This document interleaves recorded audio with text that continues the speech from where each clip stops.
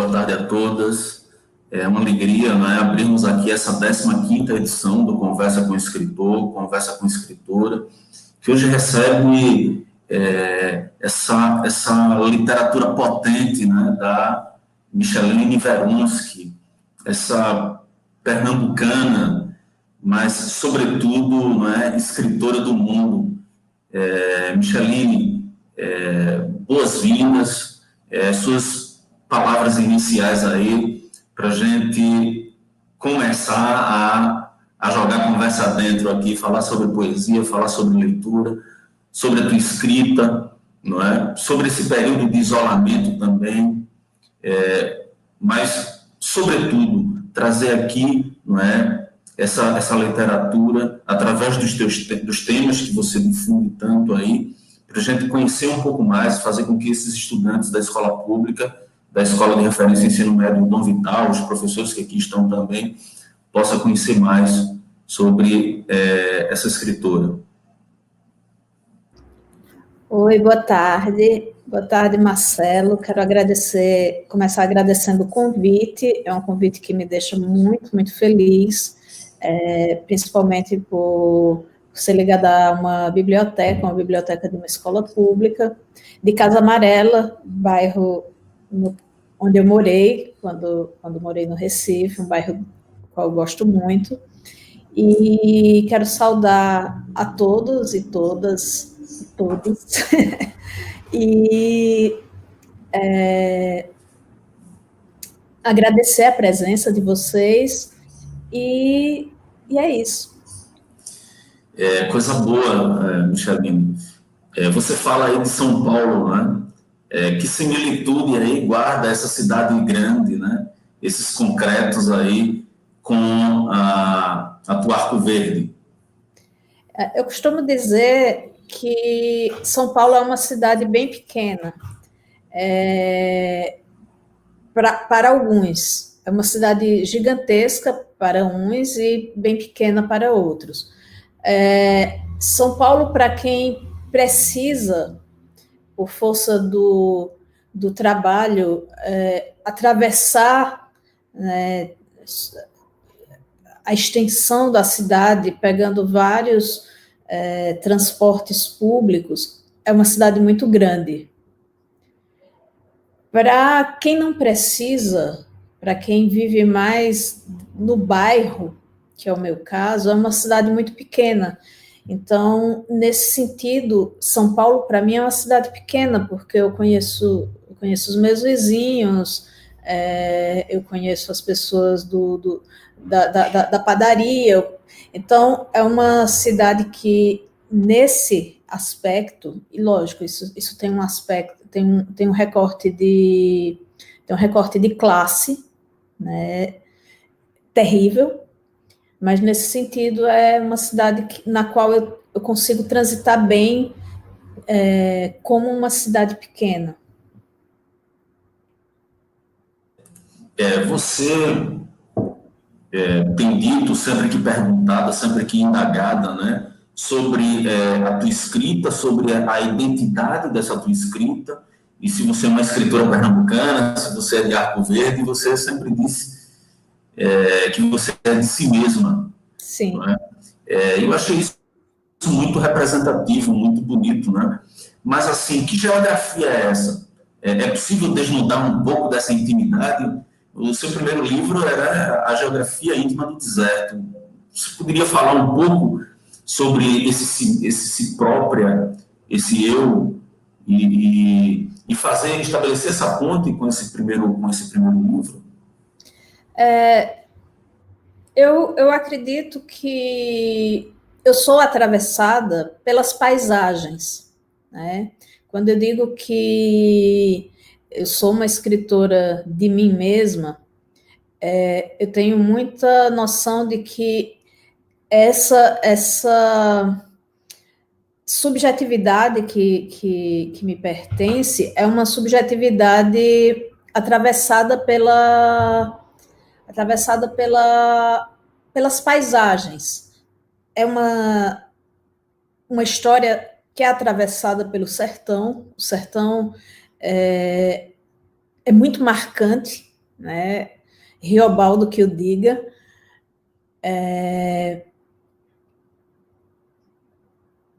E essa relação de intimidade com a paisagem e como ela atravessa a escrita é uma coisa que é uma construção, né? Uma construção que acho que remonta a minhas primeiras observações do meu entorno, né? Então, é uma coisa que está muito, muito ligada a mim.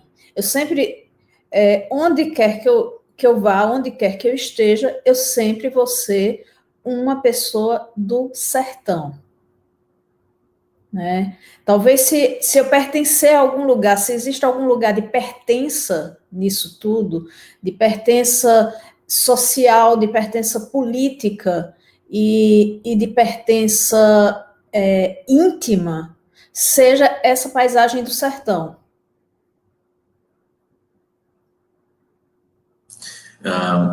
Bem, eu queria remontar um pouco, né, a essa construção, né, essa construção que subjetivou, né, que subjetivou essa tua identidade de algum modo lá no início, e pegar carona e pedir a você que você fale um pouco sobre a escola pública. Todos os autores que por aqui têm passado, eu tenho feito essa pergunta sobre o papel, né, da escola pública, em que medida a escola pública contribuiu para a Micheline Verunsky, leitora. A Micheline Verunsky hoje que é mestre, é doutora, pós-doc, é uma escritora reconhecida, premiada, né?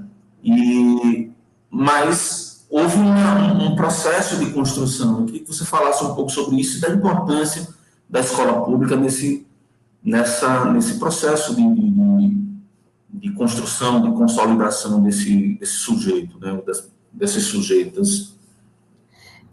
Eu estudei em escola pública, não a minha vida inteira, né? Eu estudei do que se chama antigamente era a 7ª série, que hoje eu acho que é o 8º ano, né, até o 2º ano do ensino médio, né? Foram alguns anos de escola pública. E foram justamente, acredito eu, os anos mais intensos da adolescência, né? Porque vai me pegar ali entre os 12, 13 anos e os 15, 16 mais ou menos, e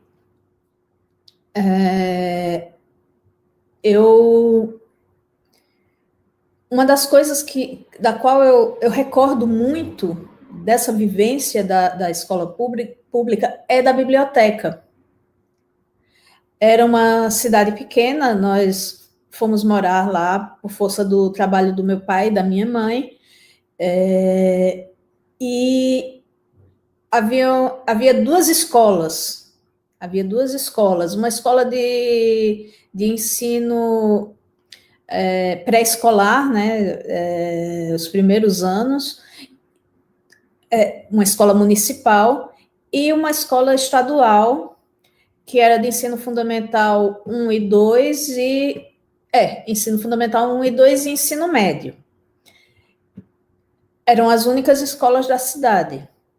E a minha escola tinha uma grande biblioteca. Isso era o quê? 1986.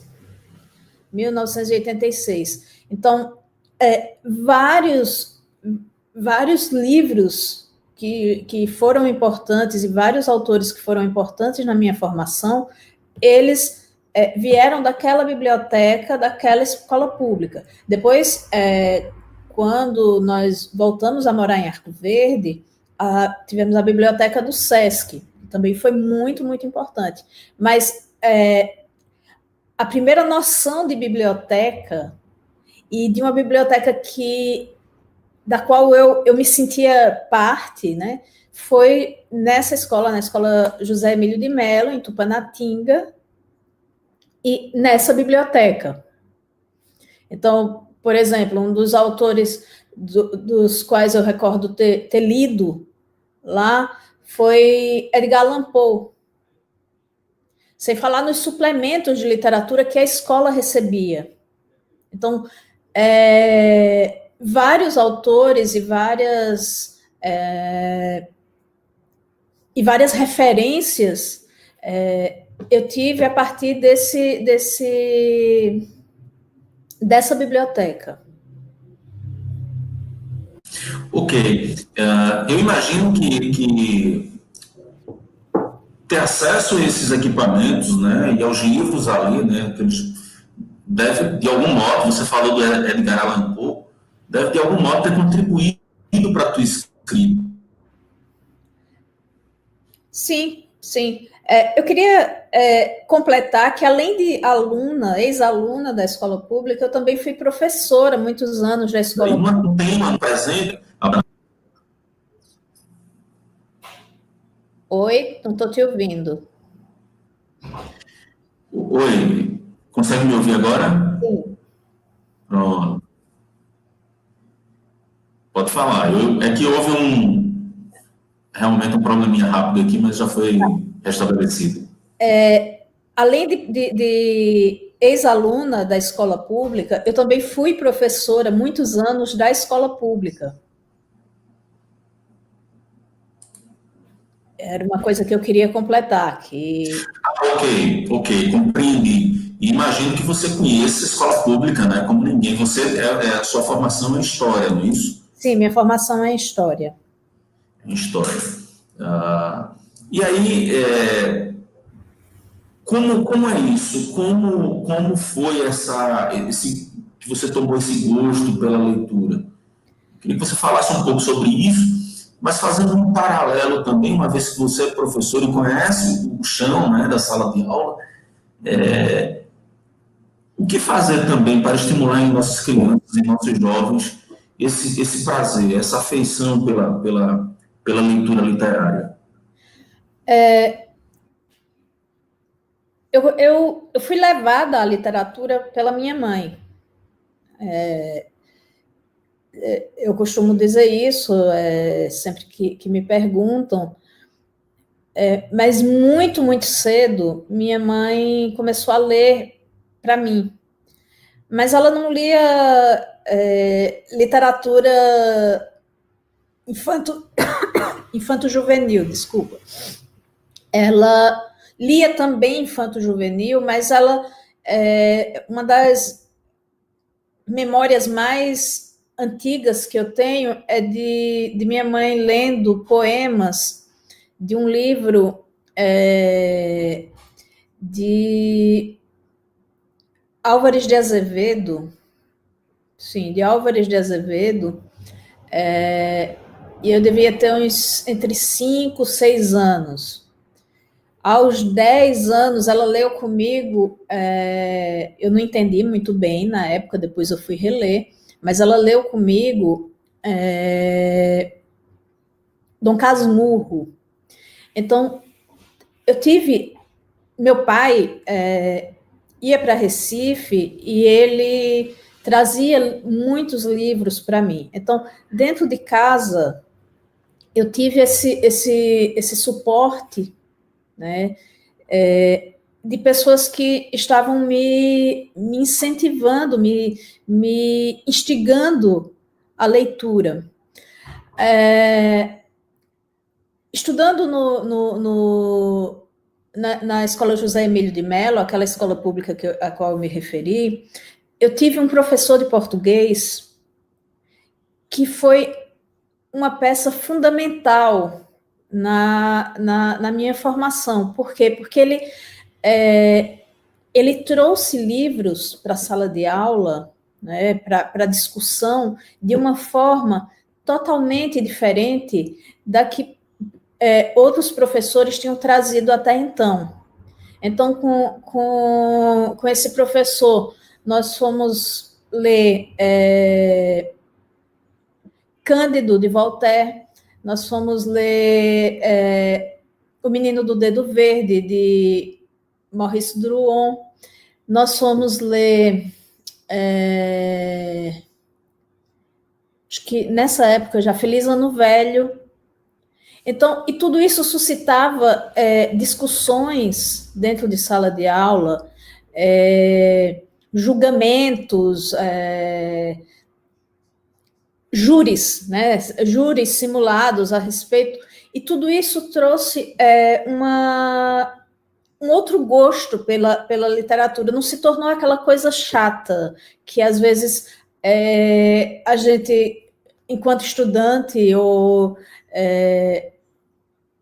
reclama, mas isso é cansativo, essa linguagem não. Ele trazia para dentro da sala de aula e ele discutia e ele tirava essas dúvidas ali. A gente lia o livro, a gente lia os livros junto com ele, no que hoje as pessoas chamam de leitura compartilhada, né? A gente lia isso, 86, 87, a gente lia com ele. Isso, para mim, foi muito importante. Eu acredito que trazer o gosto pela literatura, hoje, tem alguns complicadores, né?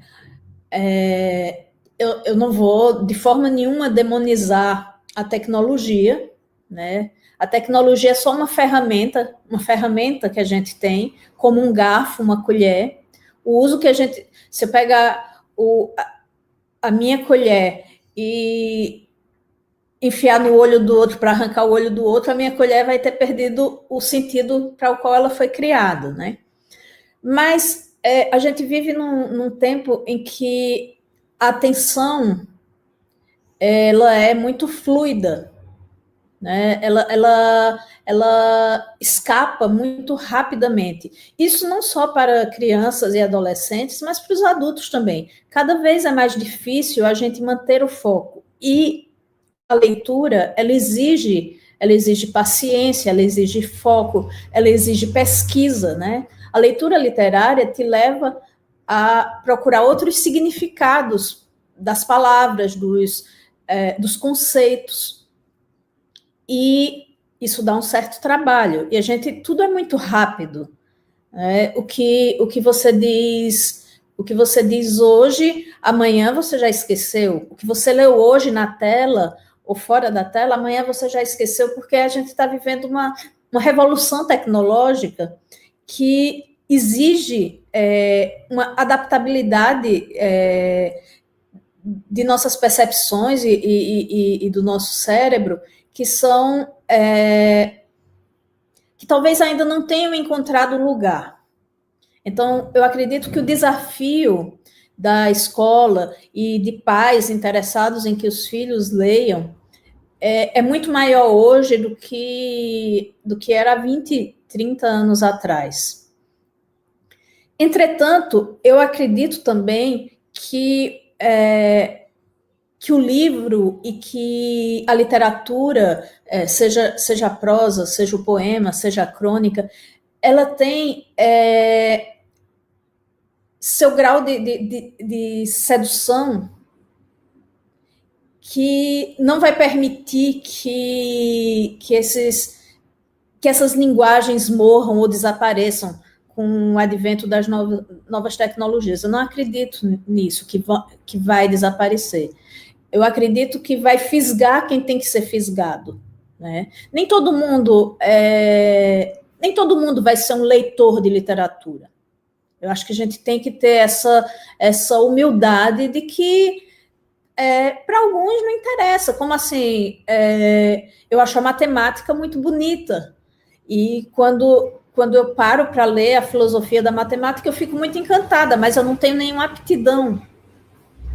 Então, para algumas pessoas, isso vai ser importante, né? Isso vai ser como o ar que respira, e para outras menos, e para outras não. Então, eu acho que a escola e os professores, eles fazem um grande serviço quando não tornam isso um peso, quando não tornam isso uma coisa chata e obrigatória de uma forma de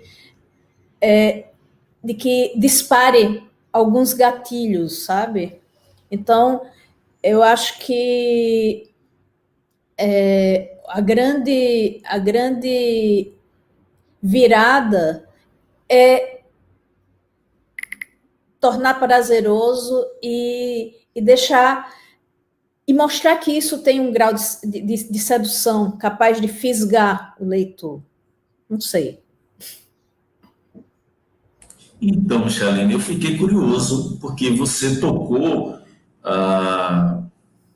em uma questão que é a docência, não é? Que eu acho que é uma parte importantíssima, né, da escola, ou seja, um docente que estimule os estudantes, né, nos estudantes, o gosto pelas coisas, não é? E eu fiquei muito curioso agora quem é esse professor, né? Ou seja, esse professor, ele tem um nome, ele tem uma...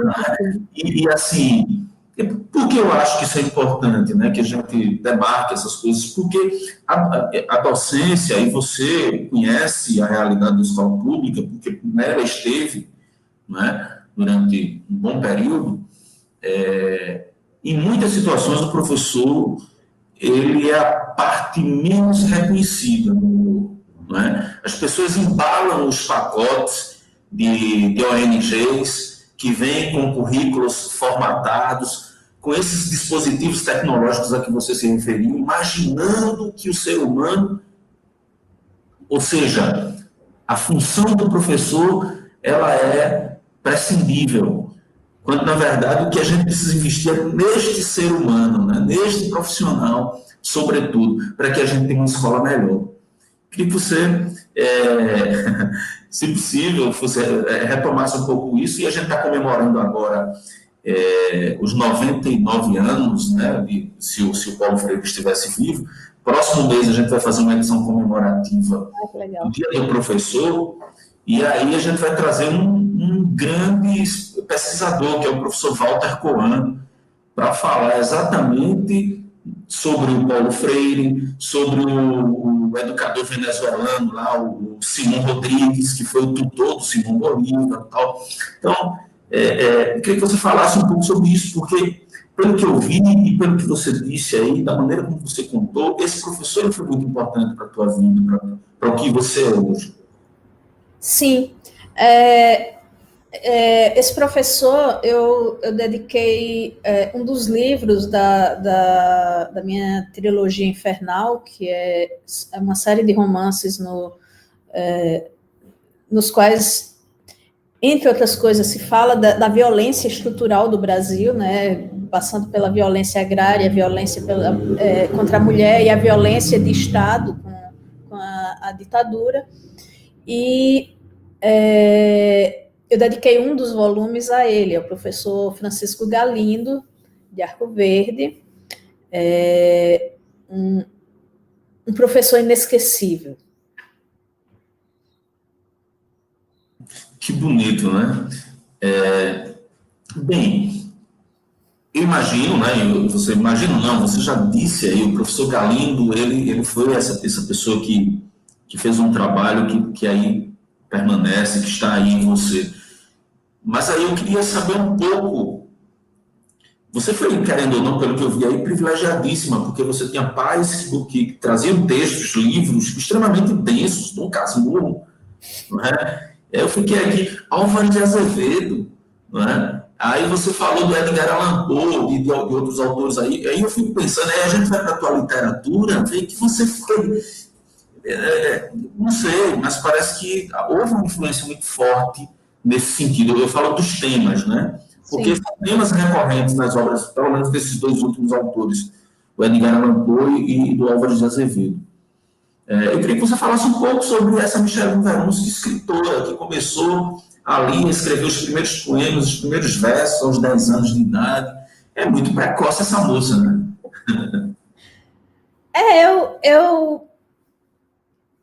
É engraçado, né? Porque ao mesmo tempo em que eu fui uma criança muito ativa e que andava muito de bicicleta na rua, né? E jogava futebol muito mal, mas jogava. E, e tinha toda essa coisa da brincadeira. Ao mesmo tempo, eu era uma criança muito introspectiva. Então, desde muito cedo, a leitura foi uma ponte entre mim e o mundo, né? Eu tinha uma grande dificuldade de lidar com o adulto, né? E de lidar socialmente com o adulto. Eu tinha muita timidez, muita vergonha, né? E a literatura, ela me fez. Ela foi mediadora, eu acredito, entre eu e o mundo. Claro, eu li também muita coisa, eu li muito gibi, né? Eu ia passar férias na casa dos meus avós em Garanhuns e minhas tias tinham folhetins, Júlia, Sabrina, Bianca, que meu pai não queria que eu lesse. Meu pai, você vai para a casa da sua avó, mas não é para ler aquilo. Mas aí eu lia. E lia bula de remédio também, sempre adorei ler bula de remédio. Tudo que caía na minha mão, eu lia.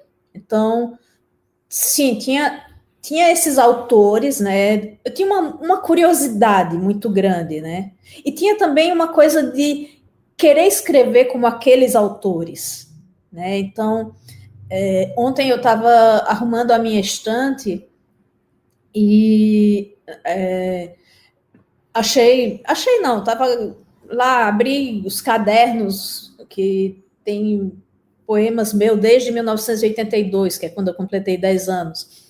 Então, estava vendo, e assim, é muito engraçado, porque tem a fase dos românticos, então, eu escrevi uns sonetos, né, e umas coisas muito sofridas, muito mal do século. Aí tem uma fase concretista, então tem os poemas lá, cheios de firulas gráficas. Então, eu acho que tinha muito essa curiosidade, né, de querer aprender e querer ler tudo. E, ao mesmo tempo, tinha muito essa vontade de eu posso escrever igual a eles. Então, tem uma arrogância, né, infantil nisso, que vendo dessa distância de hoje, ela é ao mesmo tempo muito engraçada, mas também é muito bonita, né? Porque a literatura, ela tem essa se ela te pega, ela te dá esse poder, né? Ela faz você acreditar que você pode, né? Então, pode ser que eu sempre tive uma coisa em relação ao. Eu sempre fui muito crítica, né? Então, eu estava vendo também nos cadernos, assim, em lápis comum, né? Lápis grafite, riscado, não, não, não, não, horrível, péssimo. Então, eu sempre fui muito autocrítica. Mas, ao mesmo tempo, uma vontade de melhorar aquela escrita, né? De encontrar uma voz que não fosse só macaquear a sintaxe alheia.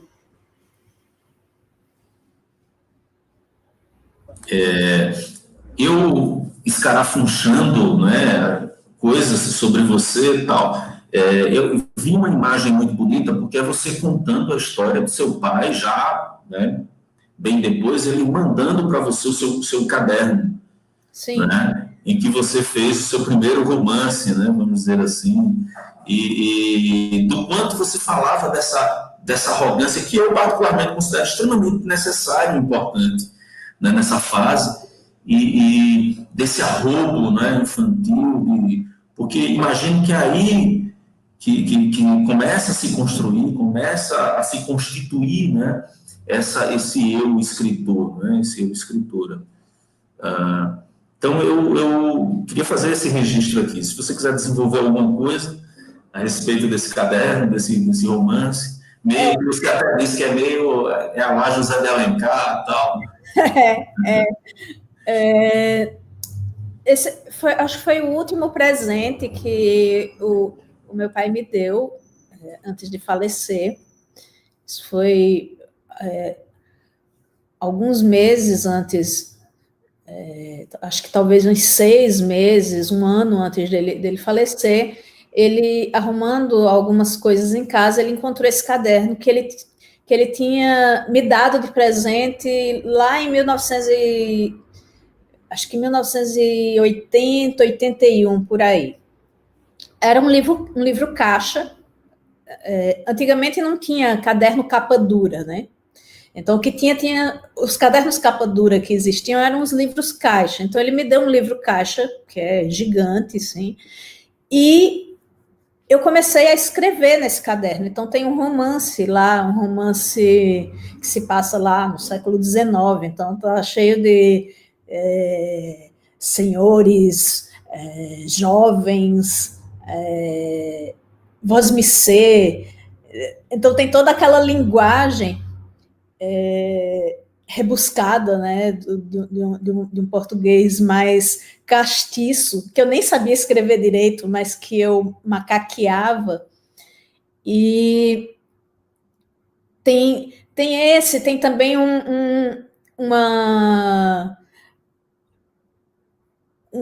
paródia do Sítio do Pica-Pau Amarelo. Então, várias coisas assim que me chamavam a atenção, que me instigavam, eu tentava escrever de outro modo, reescrever. Quando eu vi aquilo, eu me lembrei imediatamente de um poema do Ledo Ivo, né, que é Montepio, né? O que deixa um pai ao seu filho, né? Palavras. Então, eu imediatamente fiz essa relação. Mas, olha, a gente falou de escrita, da tua escrita, e a gente tem uma sessãozinha aqui que é tecendo o texto, em que eu jogo uma vinheta aqui, mas eu imagino que na dinâmica da nossa conversa, de algum modo você insinuou alguma coisa, mas aí eu vou seguir, qualquer coisa você me adverte aí. Mas aí eu vou colocar aqui a vinheta e você vai falar um pouco sobre como é os teus processos criativos, como é que se dão, não é, hoje, não mais, né?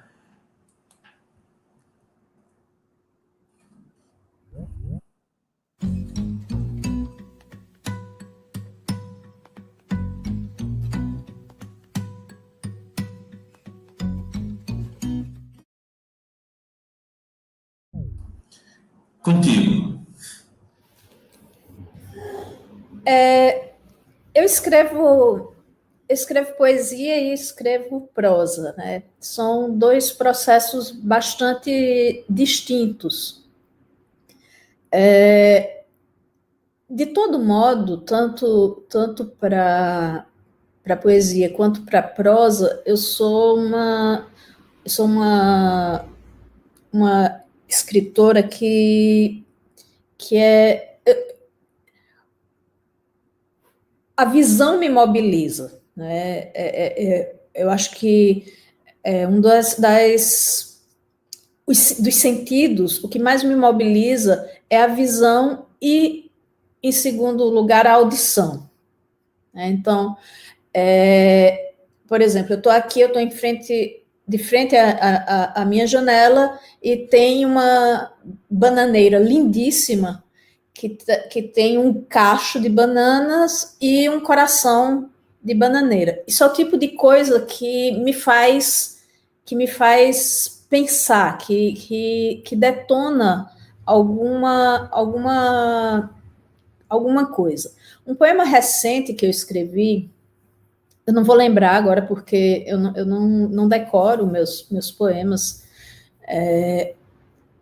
mas é um poema recente, deve estar no meu.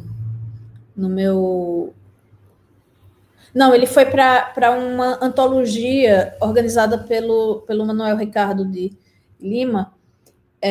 Eu acordei, abri a janela e a árvore da frente da casa do vizinho havia chovido muito na noite anterior, havia ventado muito, e um dos galhos dela caiu, mas não caiu no chão, caiu em cima dela de uma maneira invertida que parecia um pulmão.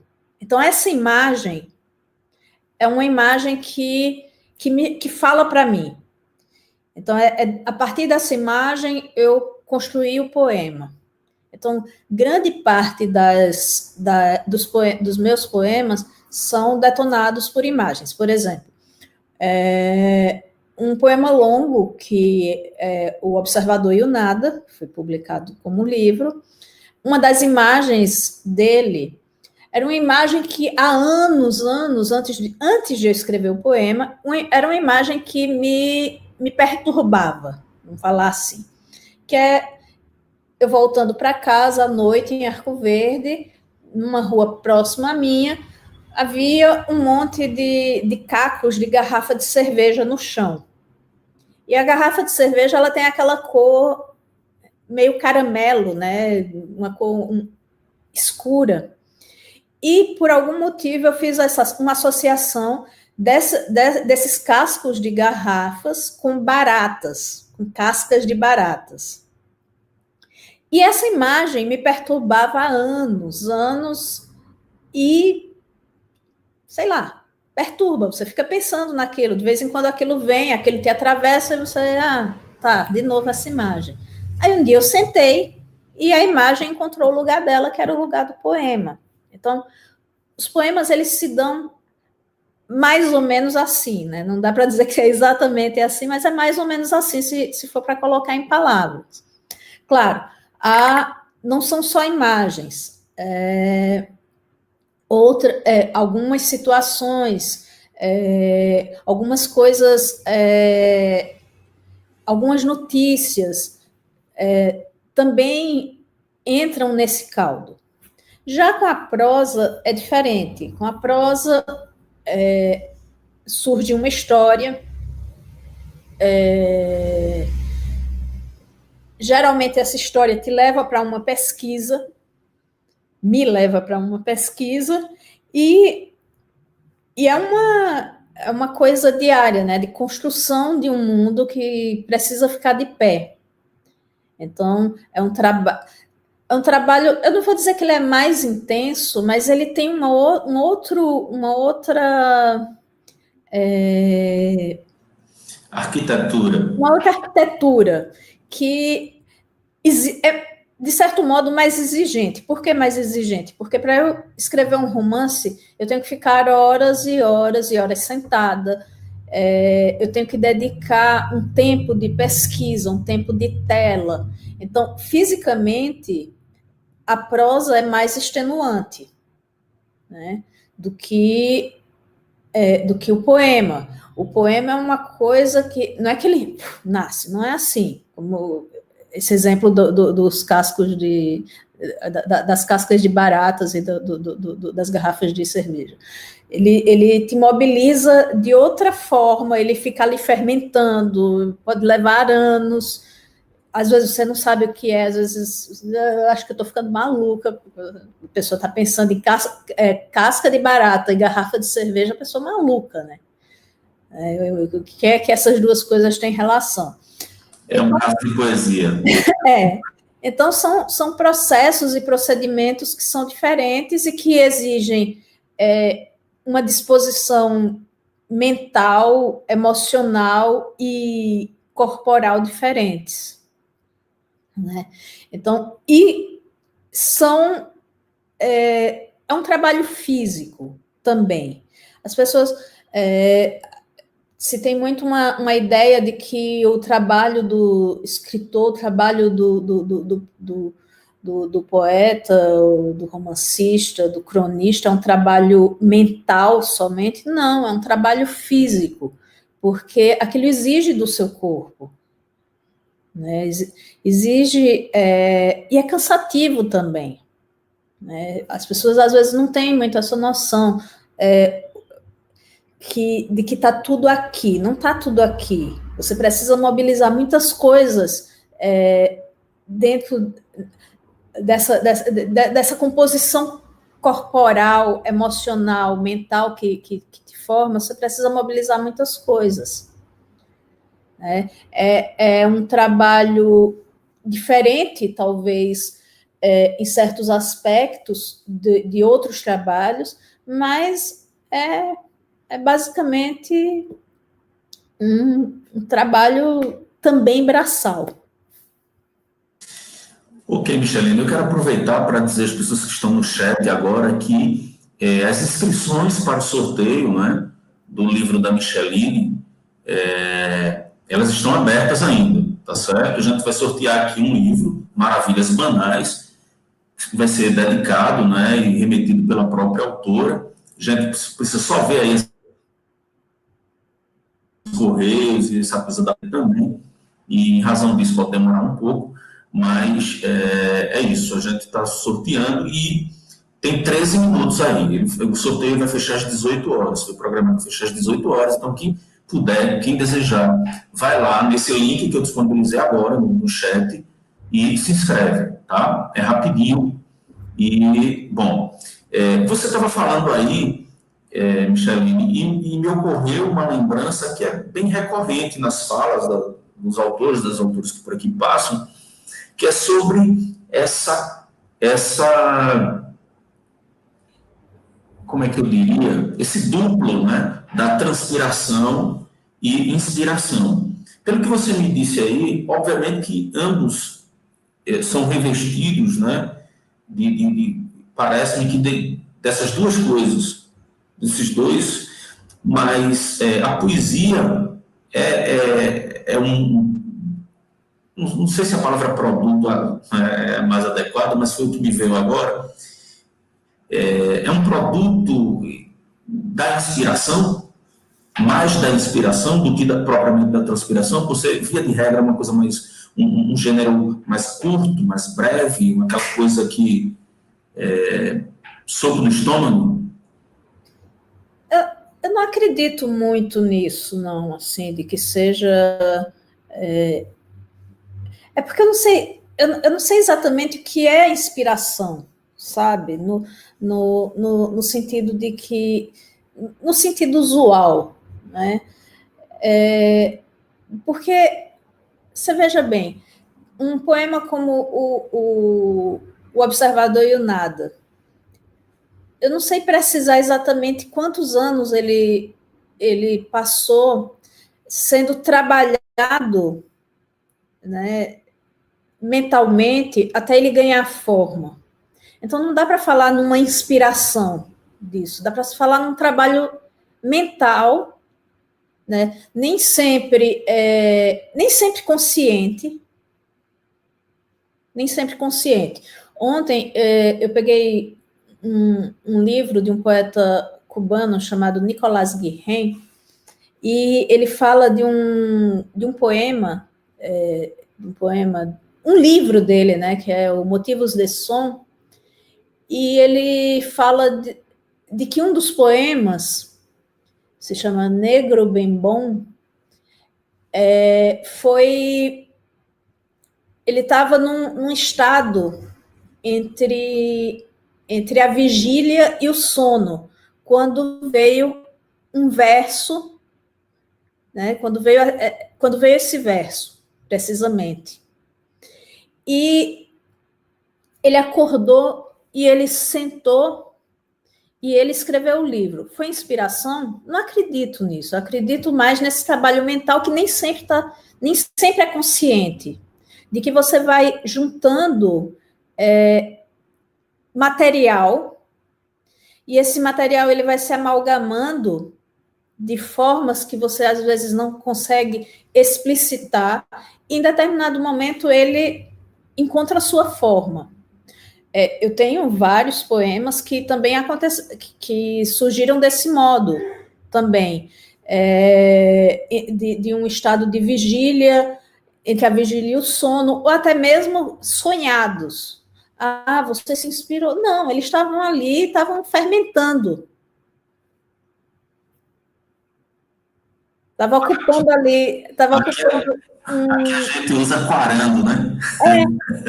Estava ocupando ali um espaço no HD e você nem sabia. Pois é, eu queria que você falasse um pouco sobre os teus livros, não é? E exatamente sobre esse processo, né? Como é que ele se dá? Se a gente for cronologicamente, né? Eu estava olhando aqui agora, e aí o seu primeiro livro é Geografia, não é? Íntima do Deserto, não é isso? Na verdade, são dois primeiros livros, né? O Geografia Íntima do Deserto e o Observador e o Nada, porque O Observador e o Nada. eles foram lançados no mesmo ano. O lançamento foi na mesma semana, na Bienal do Livro, então são dois primeiros livros. Mas eu me lembro, eu me recordo que você participou de uma coletânea que foi Sim. organizada, né, eu acho que pela Fundação de Cultura do Recife, Invenção Recife, algo desse. Não estou lembrado. Invenção do Recife, eu acho que ele é posterior. Posterior, né? E quem me apresentou, inclusive, foi um professor chamado José Carlos Targino, e disse: olha, tem uma poetisa, uma poeta, né? Ele falou poetisa, tem uma poeta lá de Arco Verde, e você precisa conhecer a poesia dela. Isso no início, exatamente quando você publicou os seus primeiros textos, eu acho que em 2002, por aí, 2003, foi que ele me disse a respeito. Eu queria que você falasse um pouco, né, sobre esse teu começo e um pouco sobre essas duas obras, né, que te inaugura, de fato, como escritora. Que publicou, né, vamos dizer Eu assim. acho que a primeira antologia a qual eu participei, na qual foi publicada, foi a Poesia de Invenção, na virada do século, organizada por Frederico Barbosa e Cláudio Daniel. E o Fred, pouco tempo depois dessa antologia, o Fred perguntou se eu não queria publicar um livro. Ele coordenava uma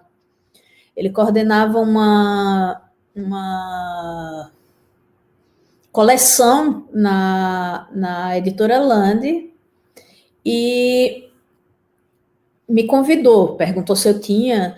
Eu vinha trabalhando já há um tempo no Geografia Íntima do Deserto, né? O Geografia Íntima do Deserto são os meus primeiros poemas, né? Não são todos os meus primeiros poemas, porque teve uma depuração nisso. Eu vinha pensando no livro, e quando ele me convidou, eu comecei também eu vinha pensando no livro de uma forma, vamos dizer assim, mais aberta, né?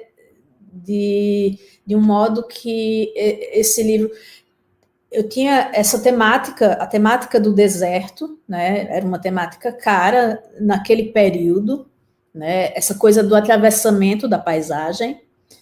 E quando ele me faz o convite, então eu começo a pensar a arquitetura do livro.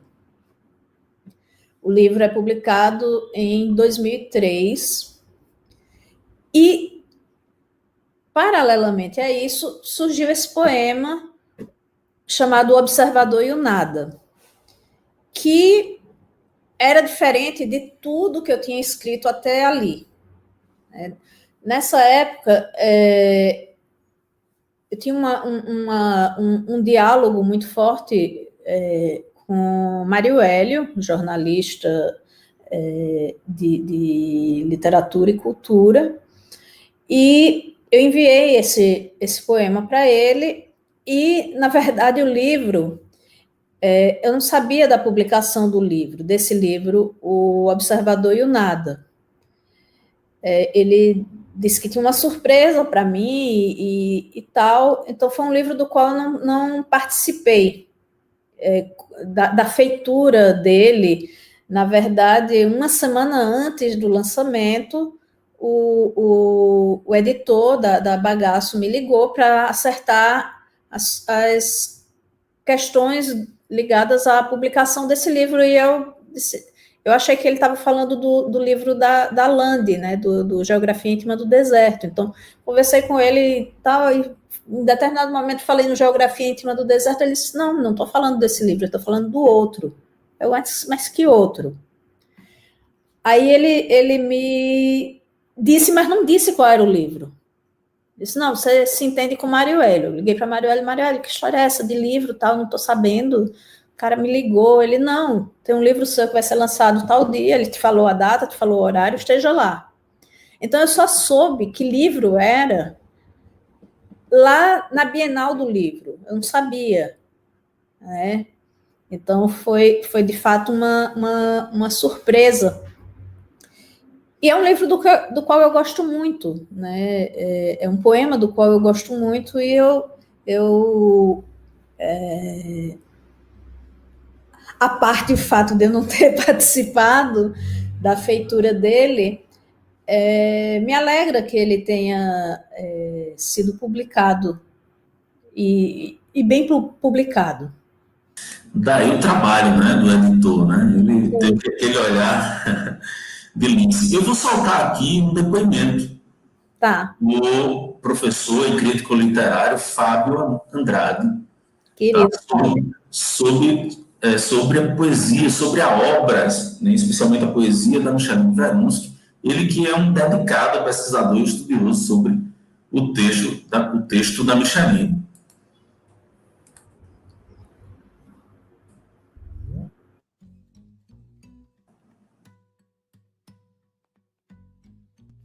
A poesia de Michaline Veronsky é, para mim, um dos pontos altos da poesia brasileira contemporânea, né, das últimas décadas. Com 3 livros de poesia publicados, O Observador e o Nada, um longo poema que tem um elemento performático e dramático muito forte, passando pela geografia íntima do deserto, o segundo livro pela cartografia da noite. É uma poesia que exprime com muita precisão questões fundamentais do nosso tempo. E, ao mesmo tempo, tem também uma dimensão universal que expressa muito da dureza e da delícia da existência, como é o caso do Geografia Íntima do Deserto, até o caráter absolutamente impreciso da viagem, da vida, marcado por essa imagem ou metáfora. Mas é capaz de, dentro dessa trama de vozes e de linguagens, construir um caminho, uma trilha muito própria, muito, muito particular da noite. É uma poesia de muita força, uma espécie de tentativa de esculpir a lava da experiência com luvas de pelica, onde beleza e ferida andam muito juntas, né? Ao mesmo tempo, é uma poesia que dialoga profundamente com uma certa tradição moderna da poesia, com a poesia de João Cabral, com a poesia de Eurídice Fontella, com a poesia de Murilo Mendes. E, a despeito desse diálogo intenso, não só com a poesia, inclusive, não só com a tradição poética, mas com outras linguagens artísticas, como a pintura, a fotografia, a escultura. Ao mesmo tempo, é uma poesia que parece marcar uma dimensão política fundamental da literatura, que é a possibilidade de se pensar a reforma do mundo, a reforma da realidade, a partir de um rigor, de uma atenção dedicados à linguagem. De algum modo, concretizando aquela noção que está lá no Confúcio de que para reformar o mundo, para reformular o mundo, é preciso começar pela linguagem. Então, a Michaline se alia a essa perspectiva da linguagem poética como uma dimensão fundadora da nossa realidade. Então, de algum modo, a maneira mais potente de intervenção na realidade que existe por parte do escritor, por parte do poeta, é esse apuro, esse cuidado, a força e a contundência com que a linguagem poética pode ser concebida.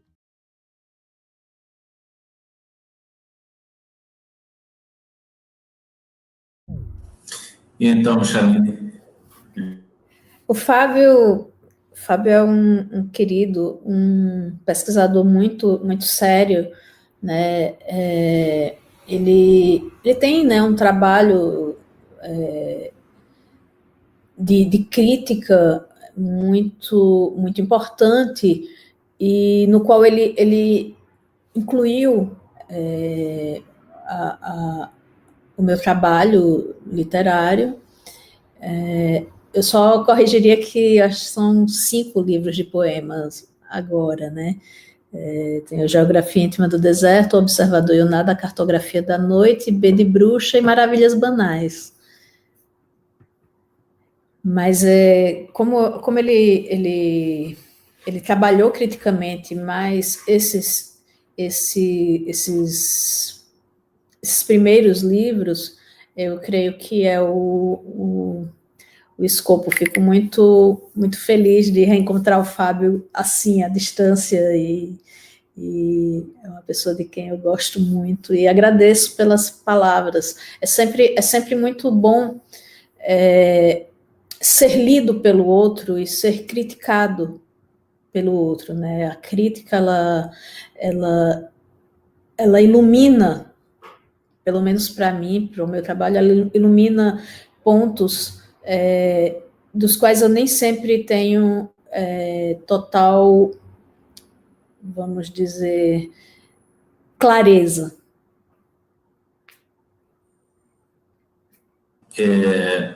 Ele conversando comigo, ele falou, olha, eu estudei, né, um pouco a poesia da Micheline.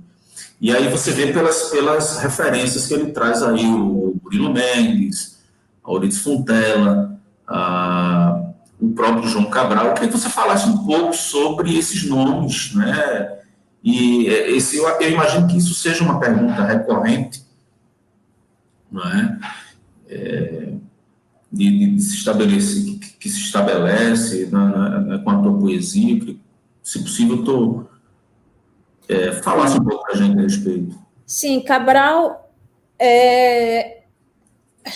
foi o meu grande professor, né? Eu li Morte e Vida Severina, eu li aos 12, 13 anos. Eu roubei o livro. Eu fui passar umas férias na casa da minha avó. A menina que roubava livro. E tinha um exemplar de João Cabral, do Morte e Vida Severina, lá, e, na verdade, eu nem sei de quem roubei, de algum dos meus tios, não sei. E quando eu voltei para a casa dos meus pais, eu levei, sem nenhum remorso, o João Cabral na minha mala. E a Euridice foi um grande achado, na verdade, né? Eu nunca tinha ouvido falar na Euridice, e eu estava em Recife, na Livro 7, passeando, né, olhando os livros, namorando com os livros, e vi aquele livro lá, A Teia, né, e eu abri e li um poema. Eu digo, nossa, que é isso?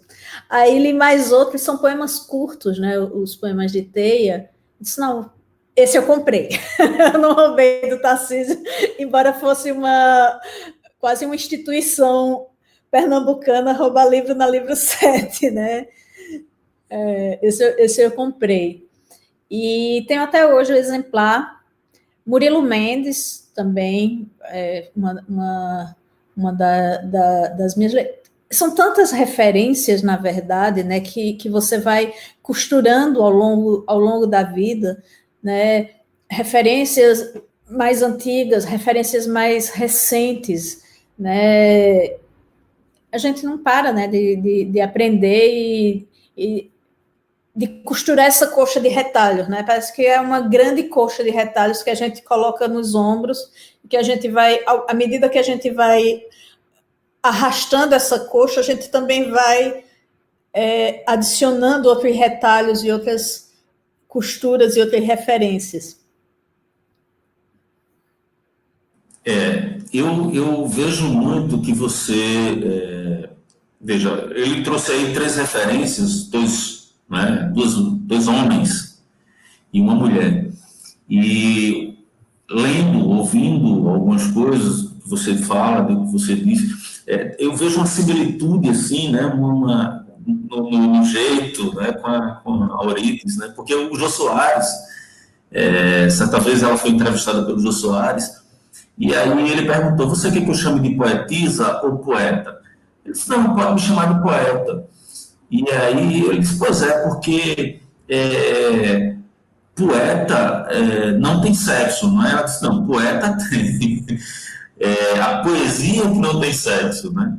Então, assim, eu estou trazendo essa história, que foi engraçada na ocasião, mas para falar um pouco sobre esse lugar de fala, né? A gente está vivendo tempos em que a gente tem poesias que são, digamos assim, existe aquela etiqueta, né? Aquele rótulo de a poesia negra, a poesia feminista, a poesia isso, a poesia do Nordeste, a poesia, né? E eu queria que você explorasse um pouco sobre isso. Bem, eu tenho uma visão a esse respeito de que existe a poesia, né? E ela é atravessada.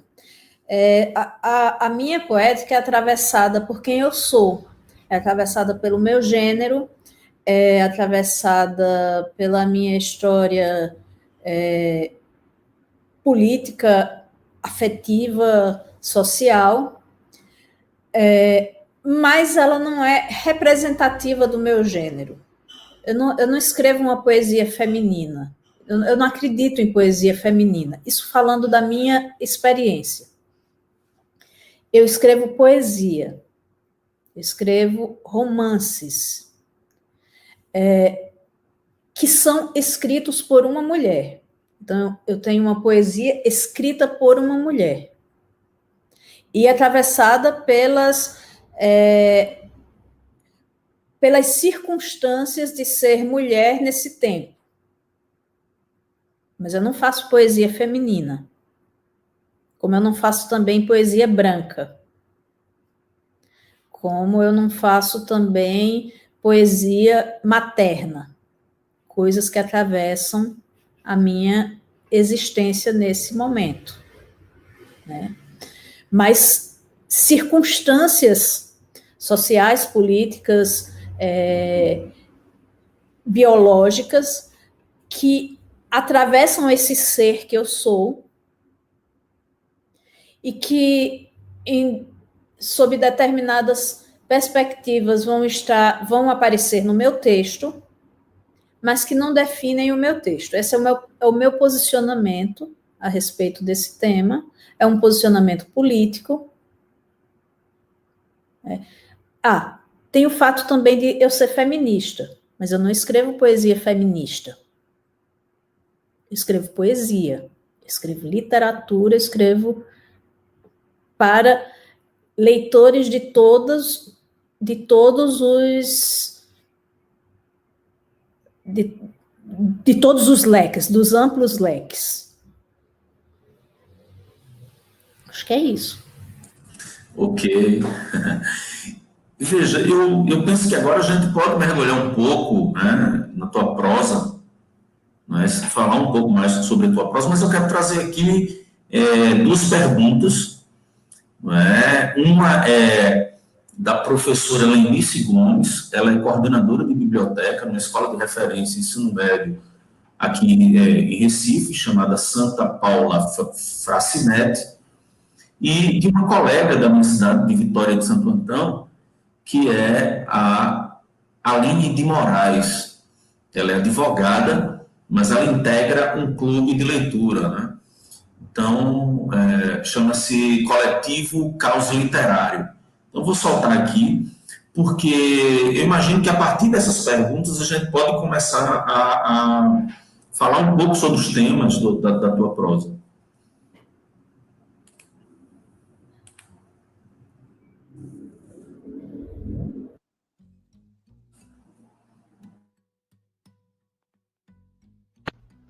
Sou Lenice, da Biblioteca Herém Santa Paula Fracinete, aqui no Espinheiro, e quero agradecer a Fátima, coordenadora das bibliotecas da Recife Norte, e a você, Marcelo, por aproximar de forma democrática os escritores a um grande público, especialmente num momento tão ímpar, típico, difícil que estamos vivenciando. E hoje trazendo a Micheline, orgulho para nós pernambucanos. Então, memória, morte, suicídio, entre outros temas, são explorados na sua literatura. Então, Micheline, diante desse contexto de pandemia, como a leitura pode irrigar o deserto interior do homem e evitar o suicídio? Obrigada.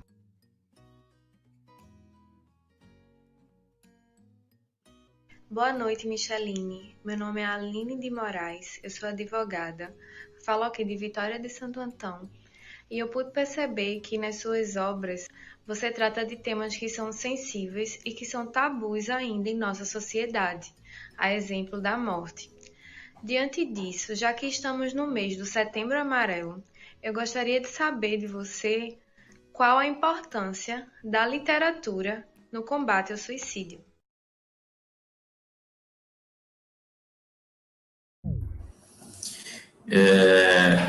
Bom, você com a palavra, o Goethe, o texto do Goethe, né, os sofrimentos do jovem Werther, ele, naquele período lá do século XIX, despertou o contrário, né, do que a Aline sugere aqui. Mas eu gostaria que você, por favor, desse a sua contribuição aí. Obrigada, Aline, obrigada, Lenice, pelas perguntas. Eu acho que a literatura ela não salva ninguém. Seria maravilhoso se salvasse, mas ela não salva ninguém. Nem evita o suicídio e nem é esse o papel da literatura. Num momento como esse tão dramático, né, em que vivemos e no qual fragilidades emocionais, elas, em algumas pessoas elas surgem, em outras elas se aprofundam. O importante é procurar ajuda especializada, né? Procurar falar a respeito disso com seus amigos, com seus familiares, com aquelas pessoas nas quais você confia, e procurar, sim, né, é um grande tabu, procurar ajuda médica especializada. O psicólogo, o psiquiatra, o terapeuta são as pessoas mais indicadas. A literatura, ela não vai salvar ninguém. A literatura, ela vai te trazer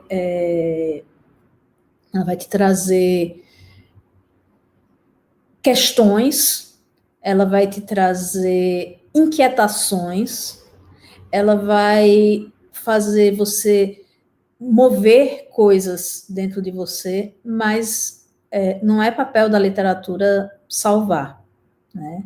A literatura, na maioria das vezes, é uma grande danação, né? Nesse momento, procurem ajuda, não se tranquem e acreditem que há sempre uma saída. Queria que você falasse um pouco sobre o Nossa Teresa, né? E como é que surgiu, como é que nasceu a ideia dessa escritura, desse texto? Nossa Teresa, eu comecei a escrever Nossa Teresa quando eu vim morar em São Paulo. Ela parte de uma história real. Eu fui morar com uma amiga que tem familiares em Arco Verde, e a tia dela, nos anos 50, final dos anos 50, começo dos anos 60, mais ou menos, cometeu suicídio. E a mãe era uma senhora muito religiosa e devota de Santa Teresinha, e resolveu enterrar a filha vestida de santa. Isso, naquela época, causou uma grande comoção. A morte dessa menina, dessa moça, foi uma grande comoção na zona rural de Arco Verde, e muita gente veio ver o enterro da santa, e ela me contou essa história uns 2 dias antes de... Ela ia viajar acho que para Veneza, e ela me contou 2 dias antes de viajar, e aquela história ficou martelando, eu digo, isso dá uma boa história. E eu escrevi, tem esse fundo real, né, da história real da tia da minha amiga, e um monte de fabulação, né? Então, a partir desse motivo, a partir dessa imagem de uma jovem suicida vestida de santa, eu fabulo esse romance que discute o suicídio e discute ele historicamente, discute ele por meio de cartas, e há várias discussões a respeito. Na época da escrita desse livro, que foi um período longo, foi o meu primeiro romance, então eu estava ainda aprendendo a dominar as técnicas da narrativa, né? Eu aprendi com esse romance, ele me ensinou. Eu perdi alguns amigos para o suicídio. Então tem também uma reflexão pessoal também ali dentro, né, que atravessa esse romance.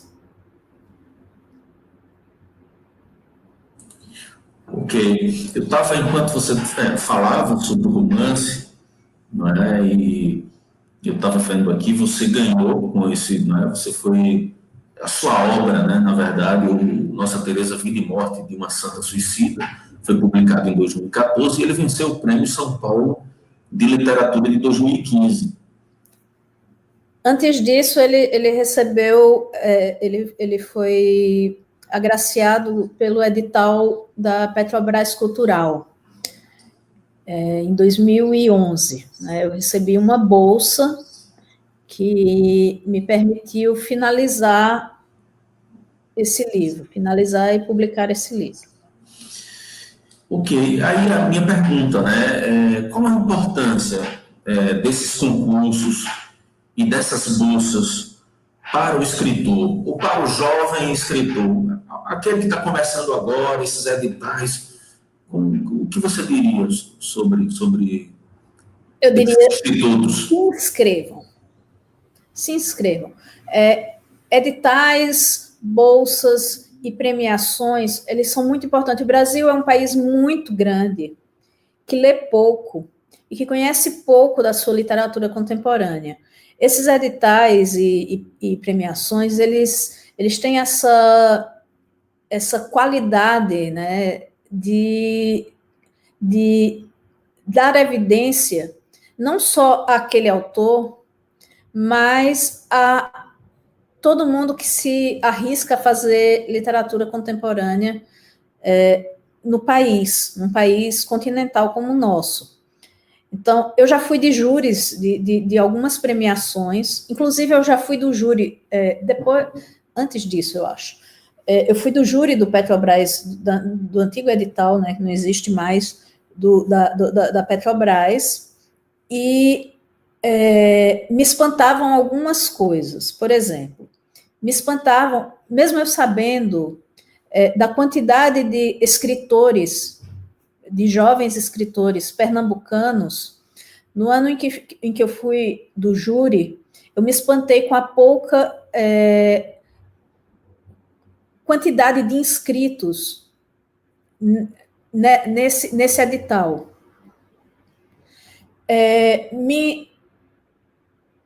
Em outros júris, eu já fui do júri do Jabuti, já fui do júri do Prêmio Pernambuco, me impressionou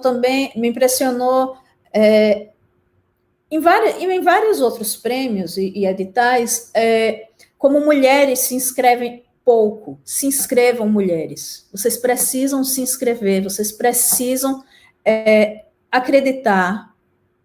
Eu sei que existe às vezes uma autossabotagem. Aquilo que eu escrevo, será que presta? Você só vai saber colocando isso no mundo. Então, não tenha medo. Se inscreva. É político. Político no sentido de que precisamos ocupar esses espaços. Aí, agora eu vou falar, assim, daquele lugar de fala que você citou antes. Povo negro, escritores trans, escritores indígenas, mulheres, se inscrevam nos editais, se inscrevam nos prêmios, não deixem de ocupar esses lugares. É político, precisamos ocupar esses lugares. Porque a gente só vai ter uma representatividade em termos de mercado. Eu agora estou falando de mercado, não estou falando de literatura como criação. A gente só vai ter uma representatividade ocupando esses lugares. Eu tenho visto cada vez mais movimentos como o Leia Mulheres, como Leia Autores Indígenas, Leia Autores da Periferia, não sei. São extremamente importantes, porque senão vamos ter sempre o mesmo perfil de autoria, que é um perfil branco, um perfil centrado no sudeste do país, um perfil masculino, preferencialmente, nas premiações e na sessão de editais. Então, é importante politicamente se colocar e deixa que o outro julgue o teu trabalho, né? Deixa que o seu trabalho vá para o mundo, porque precisamos. Talvez a grande revelação da literatura brasileira esteja guardando seus poemas dentro da gaveta, porque talvez não ache que os poemas sejam muito bons, mas não tem como saber isso sem entrar na roda. Entra na roda, é isso.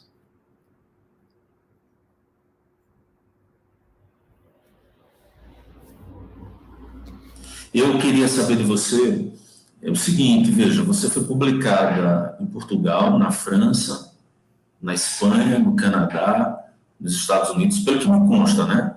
De repente tem outros lugares aí que sua literatura chegou também, mas pelo menos essas, pelo que eu pesquisei, a sua literatura foi traduzida para esses lugares. Revela para a gente aí qual é esse sentimento. O sentimento?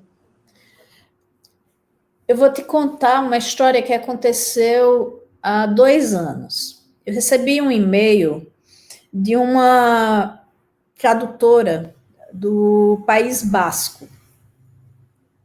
E ela me dizia que teve contato com a minha poesia, porque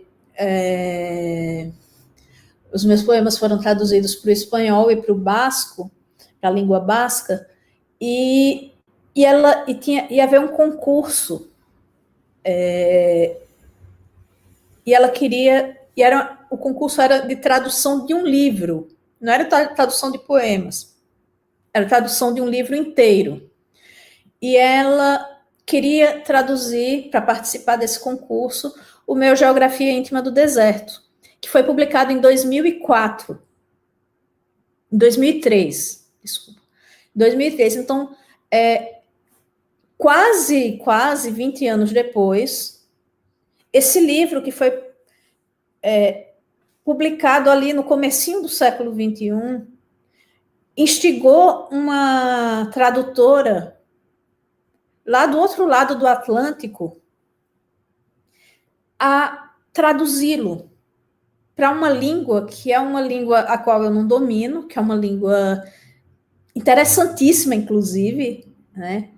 E ficamos alguns meses discutindo os poemas, e ele não recebeu a premiação, a tradução dela não foi, mas recebeu menção honrosa.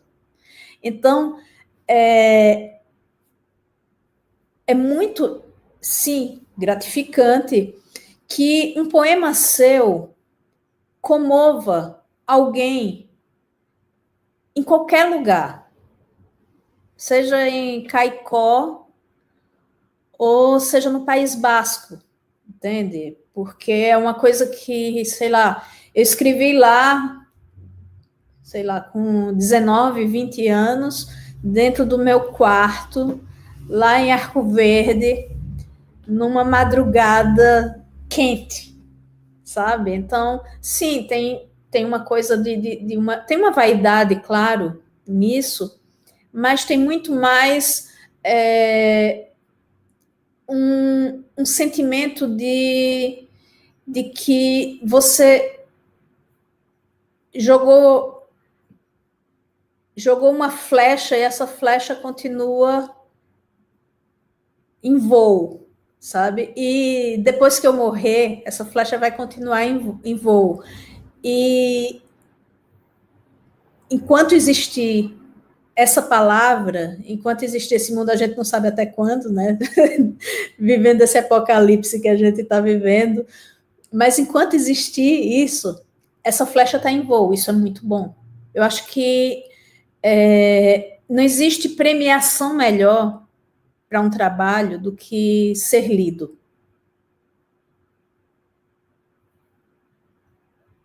Ok, Michelene, coisa boa. Olha só, a gente tem algumas perguntas aqui, o nosso tempo aqui já está se aproximando do final, mas aí eu queria destacar aqui, a gente ainda tem 2 perguntas de estudantes, tá, Michelene? Tá. Então eu vou dar uma acelerada aqui, mas antes eu queria mencionar aqui, falar o que está rolando aqui no chat.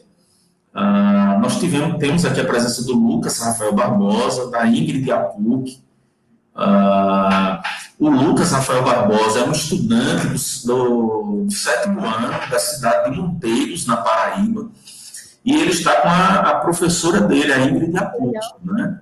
Então eu quero aqui fazer o meu agradecimento, o meu registro a esse garoto, né, que renunciou um pedacinho da tarde dele aqui, o início da noite, para estar assistindo, né, a Michelene Verunski falar sobre a literatura que ela a literatura dela, né? E aqui nós temos também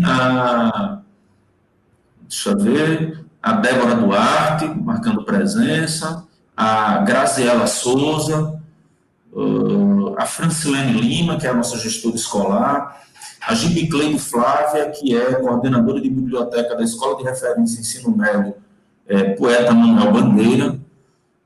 Temos aqui também a Adriana Janaína, a professora Socorro Vieira, a coordenadora de biblioteca da GRE, né, Recife Norte, que é a professora Maria de Fátima.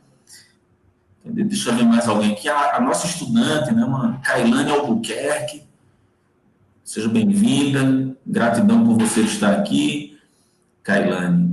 Temos a escritora Rejane Pascoal, não é? Gratidão, Rejane. Rejane vai ser a nossa entrevistada em novembro. Oi, Rejane. Temos a Maria Auxiliadora Ferreira, sempre aqui presente. Gratidão, Maria Auxiliadora. Ela é coordenadora de biblioteca da Escola Cônigo Rochael de Medeiros. Temos a colega, amiga aqui, né, a professora Ana Albuquerque. A Clécia Pereira, né, que é de Caruaru. Isso, aí Arco Verde de Micheline, e amo, né, fez o coraçãozinho aqui. Valeu, Clécia. Clécia participou dando um depoimento, porque ela estudou a literatura, a poesia da Cida Pedrosa, né? Temos aqui o Miguel Gilberto, Lucas... É o meu editor. Ah, coisa boa! Bem-vindo, querido. Gratidão. E aqui temos algumas observações aqui. O Biratã Carvalho, ele está perguntando aqui, olha, está dizendo, olá, gostaria de ouvir da Micheline que nomes de poetas e prosadoras brasileiras contemporâneas ela recomenda. É tanta coisa que se publica que a gente fica perdido. E aí, ele emenda, ele diz, comecei hoje a ler a Aline Day, que coincidentemente é a Micheline quem escreve a respeito da obra dela na orelha do livro. E conheço a Thaís Monteiro, que a Micheline também prefaciou. Bom, ele está dizendo aqui, tem a professora Ângela, que é coordenadora de biblioteca da Tomé Gibson, da escola a escola Tomé Gibson, né? E é isso. Você quer responder a pergunta do Biratã? O Biratã, ele coloca aqui, gostei muito do posicionamento não identitário da Micheline. Muito importante isso de dizer que é mulher que escreve poesia e não poesia feminina. Bom, vamos lá para a pergunta do Biratã. Tem muita gente boa escrevendo poesia hoje. Certamente eu vou dizer algumas em detrimento de outras, mas vou dizê-las. Algumas, por exemplo, a Marceli Andressa Becker, é uma voz poderosíssima, contemporânea. A Deine de Souza, que é editada pela Martelo, que é a minha editora de poesia, que o Miguel está aí participando aí. Beijo, Miguel. A Prisca Agostoni, que ela é suíça, mas mora há muitos anos no Brasil. A pernambucana Jussara Salazar.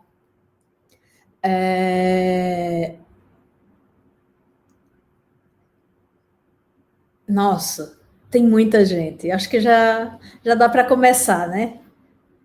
Já dá para colocar o período de pandemia em dia aí, né? Sim, a Nina Rise, cearense Nina Rise, paulista, mas radicada no Ceará. E a Wanda Monteiro, nossa, muita gente boa que está fazendo poesia hoje. Eu tenho uma página no Instagram, na qual eu sempre falo dos poetas contemporâneos, eu sempre dou alguma... Então, me sigam lá, chama-se O Livro Restante, @O Livro Restante.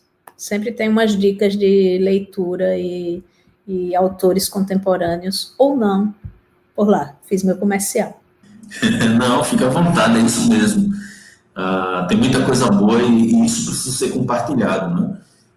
Imagino que as redes sociais têm sido muitas vezes esse território de agressão, mas ele pode ser ressignificado, as pessoas podem utilizar para um fim nobre, a leitura, a poesia, a literatura, pode ser esse lugar, né? Ou seja, e o teu perfil lá no Instagram é seguramente um espaço generoso, não é? de ideias, né? Para a formação do leitor, inclusive.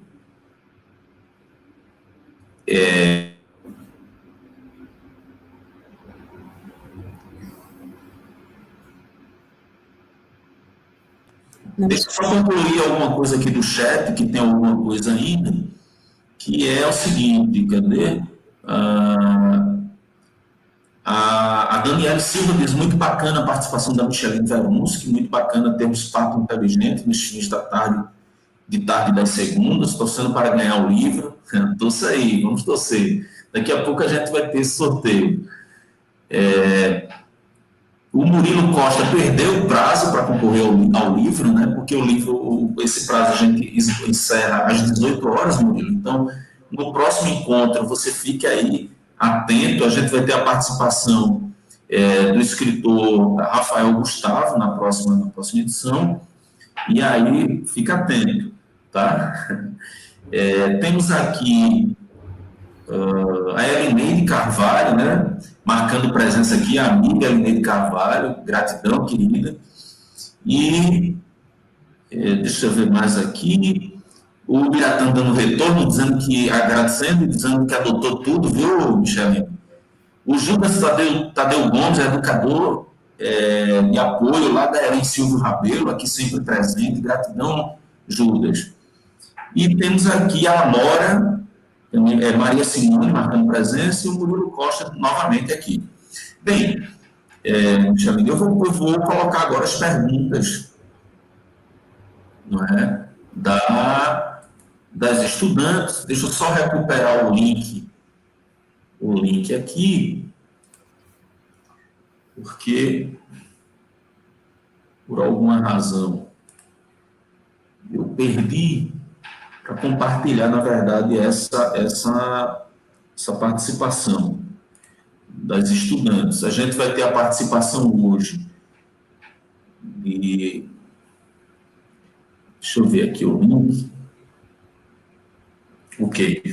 A participação hoje de Mayumi, né, que é do terceiro ano D da Escola de Referência Ensino Médio Ginásio Pernambucano, da Rua da Aurora, gratidão, Mayumi.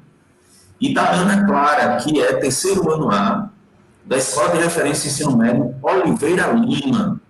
Então, gratidão aí, gratidão a Liliane Feitosa, que é a nossa gestora assistente, ela que garimpou essas meninas para fazer aqui, né, essas perguntas aqui para Michelinho. Então, vamos lá.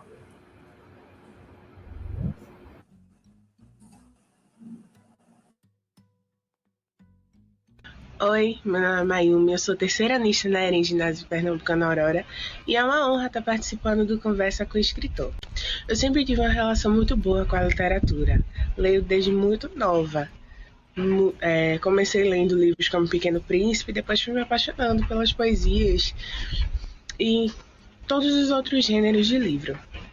Michelina, minha pergunta para ti é a seguinte: você acha que por escrever poesias, a bagagem emocional que é descarregada na tua escrita, ela é mais pesada ou é mais leve durante a escrita?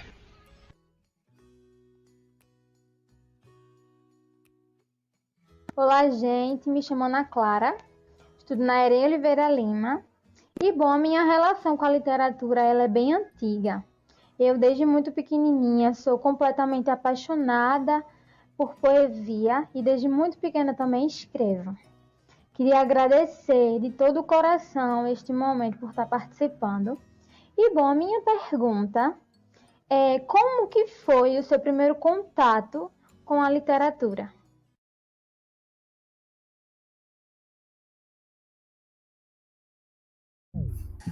Eu acho que você de algum modo se antecipou na nossa conversa aí, mas vamos lá. Obrigada, Ana Clara, obrigada, Mayumi, pelas perguntas.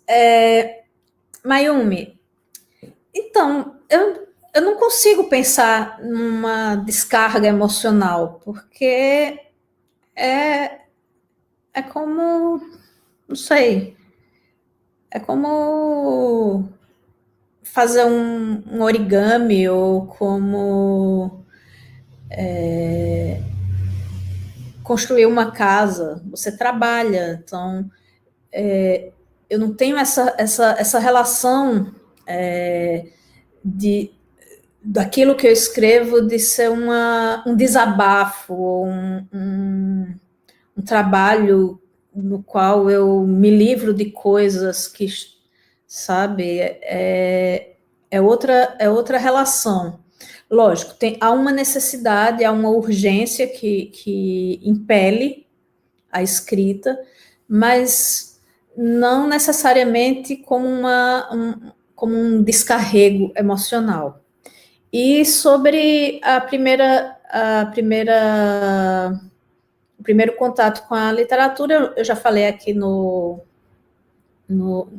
encontro, foi minha mãe lendo para mim, lendo poemas, lendo livros da literatura nacional e infanto-juvenis também.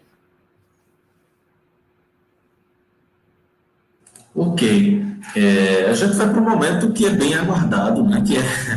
Chama-se leitura e deleite. Eu vou soltar a vinheta, tá certo? Ainda registrando aqui,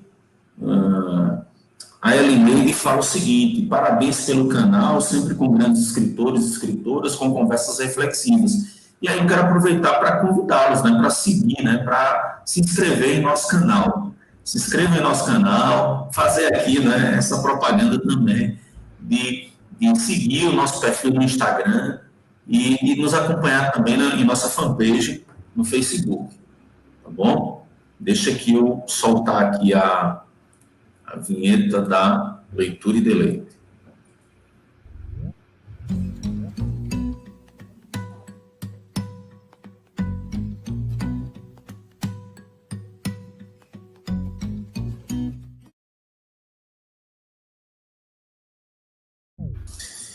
Então, Micheline Veronski, esse nome forte, né?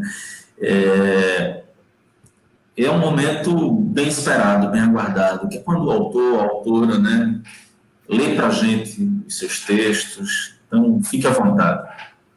Eu escolhi 3 poemas do meu livro mais recente de poesia. Mais recente não, meu livro inédito de poesia, que vai sair agora pela Martelo Editorial. O Miguel Jubé está aí, não me deixa mentir. Chama-se O Movimento dos Pássaros, e nas próximas semanas ele vai estar disponível. Então eu começo com um poema chamado Roteiro. Quando você anda pelas ruas de uma grande cidade, São Paulo ou Nova York, Londres ou Cidade do México, com quantas cores você pinta seus pés? Quanto sangue você injeta no peito quando calmamente coloca aquele blues para tocar no gramofone antigo e original que comprou no Mercado Livre e restaurou com um velho de sotaque de algum dialeto russo que você não sabe distinguir porque a Rússia é muito longe daqui.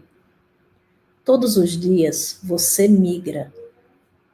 Todos os dias você migra e nem se dá conta.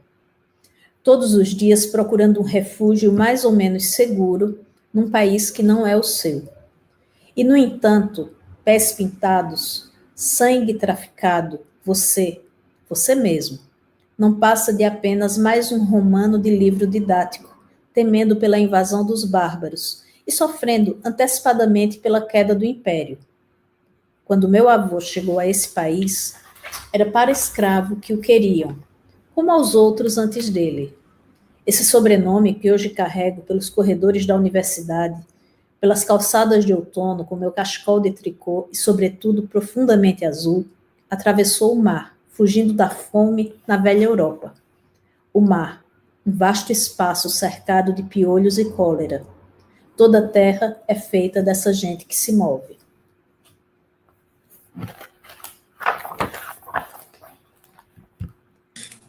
Tem uma carga aí, né?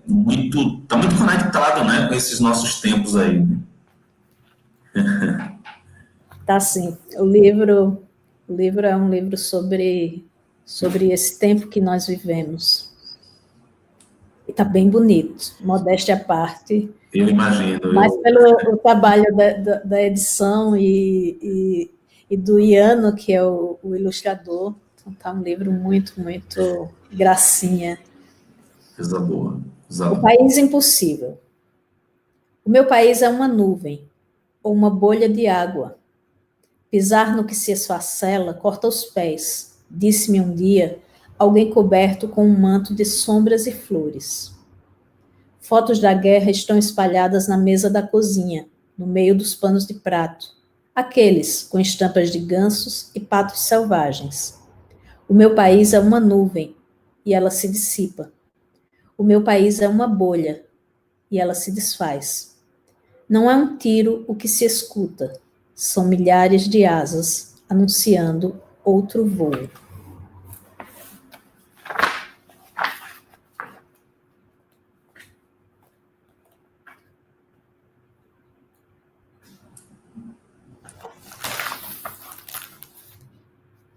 às escuras.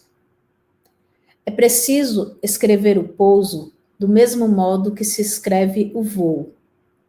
É preciso escrever o ninho do mesmo modo que se escreve a árvore. É preciso escrever a queda do mesmo modo que se escreve a curva. É preciso escrever o ataque do mesmo modo que se escreve a perda. É preciso escrever a ausência do mesmo modo que se escreve o pássaro. É preciso, sobretudo, escrever aquilo que você não sabe. Maravilha, Michele, coisa bonita, coisa muito bonita. E, assim, estou extremamente orgulhoso, sabe, metido, besta, né, feliz de poder, de algum modo, com o nosso trabalho, né, a despeito de tudo, possibilitar esse encontro, né, entre essa tua literatura tão forte, né, e aos nossos colegas, aos nossos estudantes aqui da rede pública, aqueles que também não são da rede pública e que estão aqui prestigiando. Então, é uma alegria, né? E eu já estou começando a imaginar, né, mais à frente, né, como é que isso vai ser observado. Eu estava falando com o Sidney Rocha a respeito disso outro dia, e aproveitar até para o meu beijo, o meu abraço para o Sidney Rocha, que está fazendo aniversário hoje. Parabéns, Sidney. Pois é. E divulgou que a trilogia dele vai sair agora pelo Iluminuras, né, o último livro da trilogia Flashes. Então, já está aí nesse período de pré-venda e tal, e foi divulgado agora no aniversário hoje, né, no aniversário dele. Então, meus parabéns para você, Sidney, e gratidão pela sua existência, pela sua literatura também. Então, é isso, eu fico olhando muito, sabe, muito feliz de que, a despeito da pandemia, a despeito do isolamento, das dificuldades da escola pública, a gente tem feito um esforço, e que é um esforço gostoso, um esforço bom, e contado, né, com a generosidade de gente, né, tão disponível, né, generosa como você, Michele. Então, gratidão mesmo, por favor. Eu quero mais uma vez agradecer o convite, Marcelo. Muito, muito bacana esse diálogo. Quero dizer para vocês que estão assistindo que fiquem em casa. Se precisar sair, usem a máscara. Vamos sair dessa com vida, por favor. Todos vocês. Não usa a máscara aqui, abaixo do nariz. Usa a máscara direitinho, tá? Para a gente passar por tudo isso e a gente contar a história. Acho que é isso. Você vai... Sim, mais uma coisa. A escola pública é um patrimônio do povo brasileiro. Vamos defender. Muito bem, muito bom. A gente vai para o sorteio agora, tá? E qualquer coisa a gente vai retomar aqui para você fazer suas considerações finais, mas também para você dizer aquilo que não lhe foi perguntado e que você gostaria de dizer. Tá certo? Deixa eu colocar a vinheta aqui do sorteio e cruzem os dedinhos aí.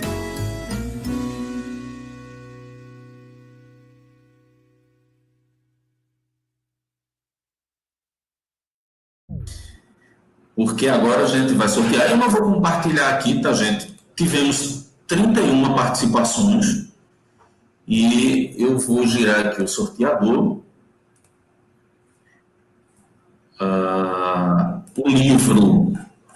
O livro sorteado, né, que a Micheline Verons, que ela está disponibilizando para a gente, é Maravilhas Banais, é um livro de poesia, tá?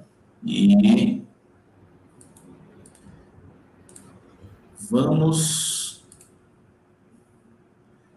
ver aqui quem foi que levou o Maravilhas Banais. Olha só, quem levou Maravilhas Banais foi uma outra escritora. Micheline. E o nome dela é Rejane Pascoal. Olha, Rejane Pascoal, né? Ela é de Casa Forte do Recife, ok?